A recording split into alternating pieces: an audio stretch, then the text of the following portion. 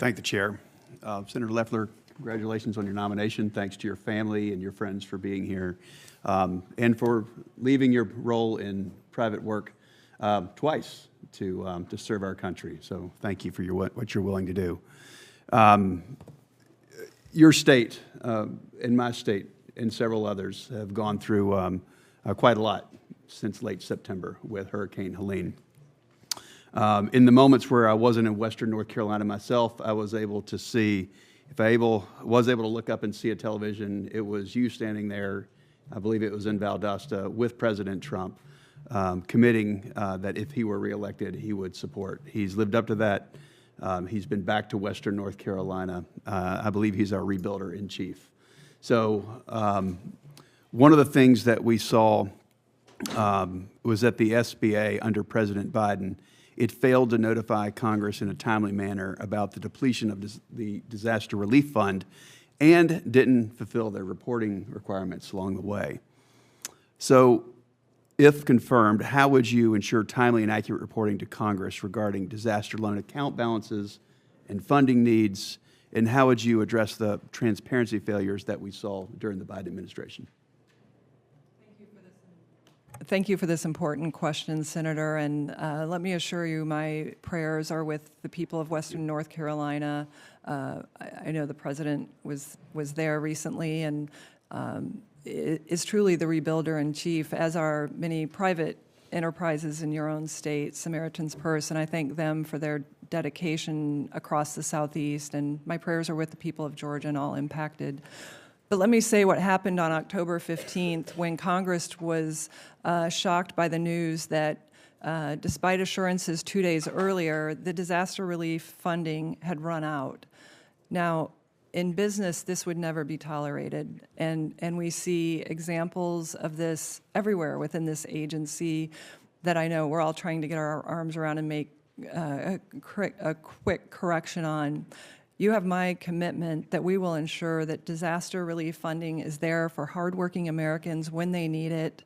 And I look forward to your feedback on how the response has been so that we can strengthen the program and having the transparency so that this committee is routinely apprised of the status of the agency across all vectors that we're serving the American people on. Thank you for that.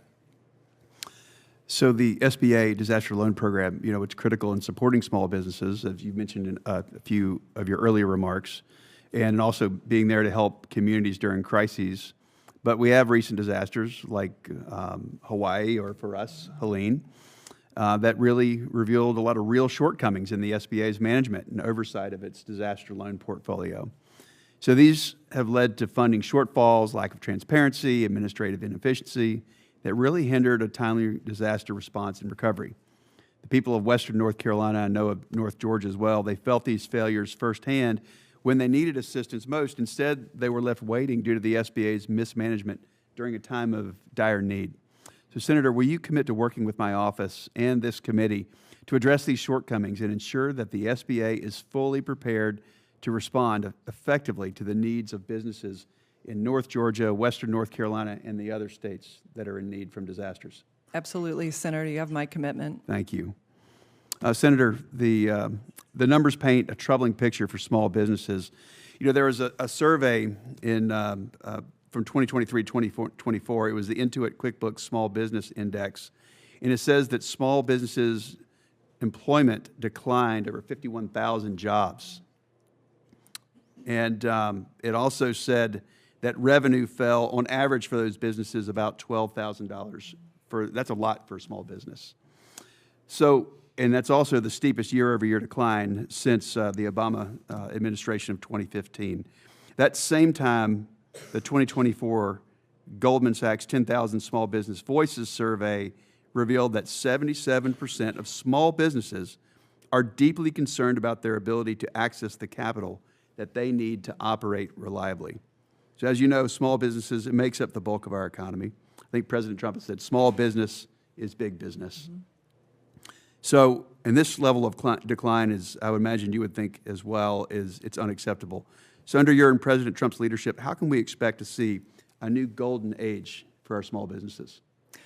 Absolutely. Thank you for that question, because President Trump is restoring the golden era for all Americans by strengthening our economy, making our country more safe and secure, and ensuring wasteful taxpayer spending is not driving up inflation. Inflation is the #1 problem, not only facing families, but small businesses. They're looking at 20% higher costs on at least 10% lower revenues. That's an unsustainable situation for our employers who are putting it all on the line. And small businesses have my commitment that I will have their back.